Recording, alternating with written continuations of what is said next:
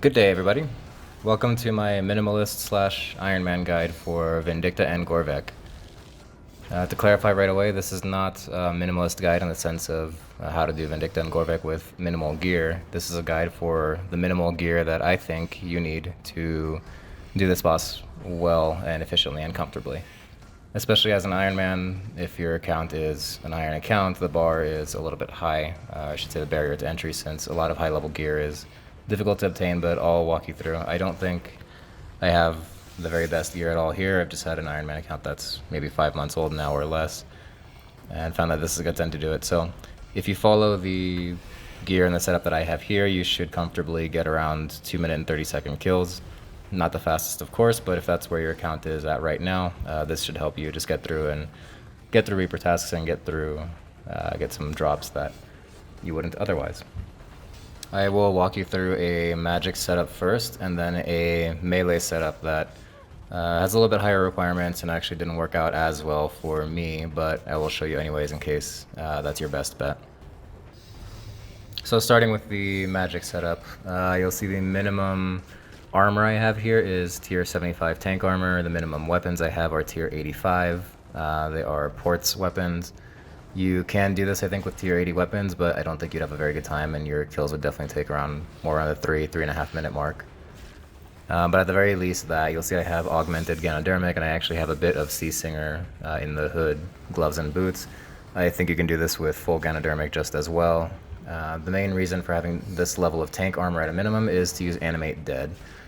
So the first real hard requirement for this level of stats and this level of gear is Animate Dead.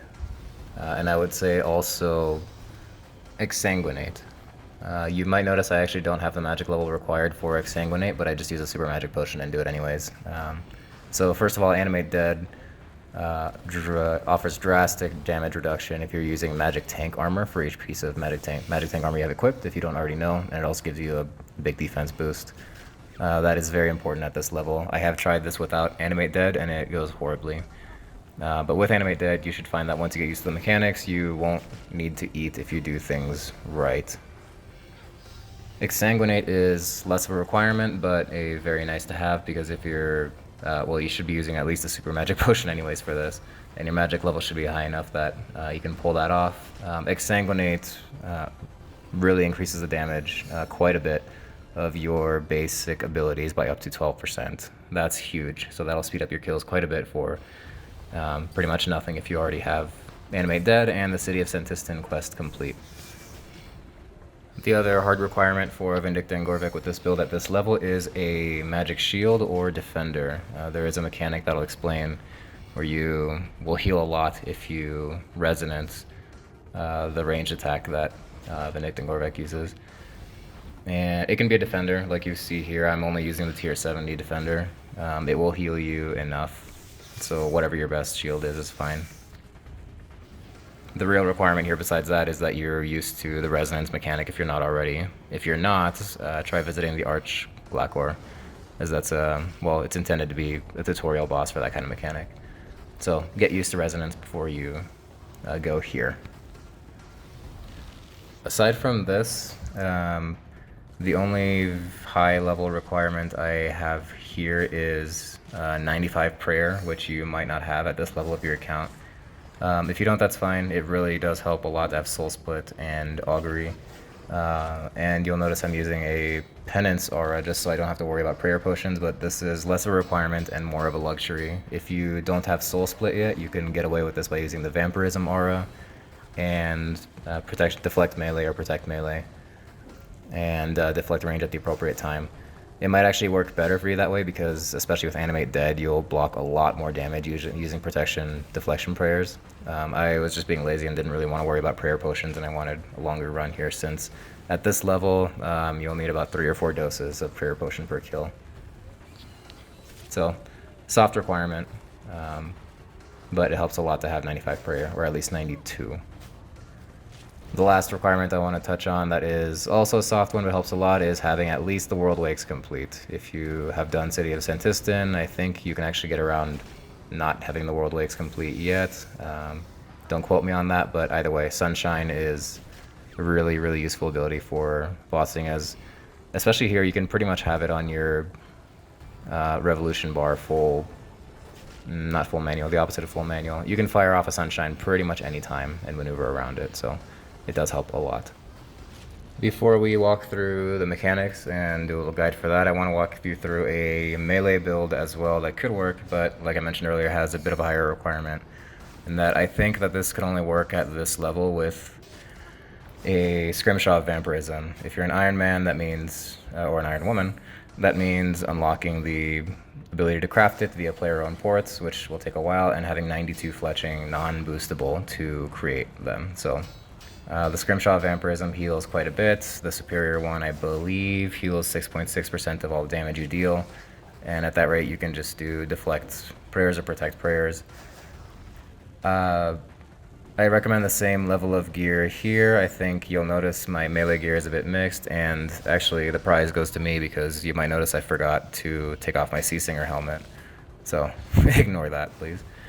But my gear is mixed. I have one piece of Port's armor, one Darrock's plate legs, and then two War Priest gloves and boots. So my melee build on this iron account is not excellent. But I have a Tetsu Katana, that's the tier 85 Port's weapon. And I don't have the offhand yet, so I'm using a tier 79 Bane offhand longsword. So this is not as good of a setup as my mage setup is, but if you have like an equivalent good melee setup, this could be viable for you. Not much else to say here. I'm also using a defender just like my previous account. You don't even need the World Wakes or City of Sentistan because you don't need Animate Dead or Sunshine or anything like that. You can pretty safely Berserk, although I recommend only using Berserk once you're more comfortable here. But this can work. This, for me, turned into more of a 3-minute and 40-second kills instead of 2.5 minutes with the magic setup. So, like I said, this could be due to my gearing here not being as great. But I do remember from my main accounts where I have max stats and better gear that both my magic and melee setup can kill this boss in about a minute, both. So I think if you have the equivalent setup with good tier 85 weapons and all that, this is a viable option if you don't have City of Sentistan done or a good magic setup, and you can either use the Vampirism aura or just a Scrimshaw Vampirism. I found it a little bit more complicated using the melee setup. For whatever reason, I just found myself messing up the mechanics more, so maybe you might need to be more used to this boss first, but either way, it's a good option to throw out there. Now let's actually go over the mechanics in full. If you have a higher level account and you've done this before, you know that you can ignore most or all of the mechanics of Vindicta and Gorvek and just plow through, especially if you have Crypt Bloom, but that's not the case here. So the fight starts off with just Vindicta. He has very slow auto attacks, but pretty damaging. Almost can hit you for about 2,000 if you're unlucky. He also has this Hurricane Spin attack that will fire off every few auto attacks. And that's really about it until you take off his first 100,000 life points. Every now and then too, or every some number of auto attacks, he will have Gorvek call down a line of fire. Get out of that as soon as possible because it will hit you every tick for a lot of damage. Especially if you don't have Animate Dead, and it's extra especially if you have Berserk active, be careful of that. Otherwise, now is a decent time to Resonance if you find that you're getting hit pretty hard. Just make sure that you save some Resonance for after you take off the first 100,000 life points because he will jump on Gorvek and the mechanics change a little bit there. For the most part, you can see that there's no need to eat yet, and you should try to eat as little as possible. Even if your health gets a little bit low, don't worry. The next phase of the fight will give you opportunities to Resonance and heal yourself a lot. So at about 100,000 life points, or exactly 100,000 life points, Gorvek comes, Vindicta jumps on his back. You will do one melee attack and then one very powerful ranged attack. And this will cycle through, you'll see. So the ranged attack is the one that you'll want to equip your shield for in Resonance. Like I said, if you're not used to that mechanic, practice it and definitely have hotkeys for your shield and Resonance. So here's the flow of the fight from now. Gorvek will fly off, put down a line of fire, you need to get out of it. Then he will come, hit you with one melee attack, the one powerful ranged attack, two melee attacks, and then he will fly off and repeat.